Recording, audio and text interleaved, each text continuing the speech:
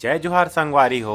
आज शाम होने वाला है और मैं यहाँ चाय नाश्ता कर लेता हूँ। ई मन हरे यहाँ के चाचा जी, फिर मैं और मोर माँ निकल जाते हैं यहाँ के बाजार घूमे बर। ये यहाँ के चाचा मन के दुकान हरे जेमे जनरल स्टोर, किराना स्टोर और इंटरप्राइजेस है। ये गांव के नाम करी बाजार है। आसपास के एरिया में यहाँ बड़े गांव हरे। यहाँ दुहिया गांव के मन खरीदी करे बर आथे, काबर की यहाँ हर चीज के दुकान है।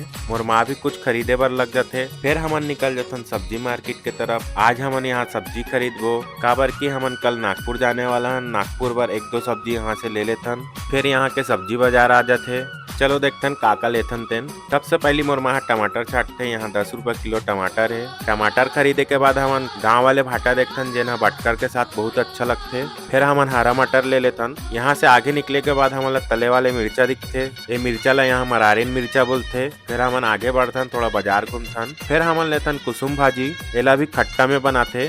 फिर थोड़ा बाजार घूमे के बाद हमन निकल जाथन घर बर वापस। मिलथन नेक्स्ट ब्लॉग में। माया दुलार बनाए रखू।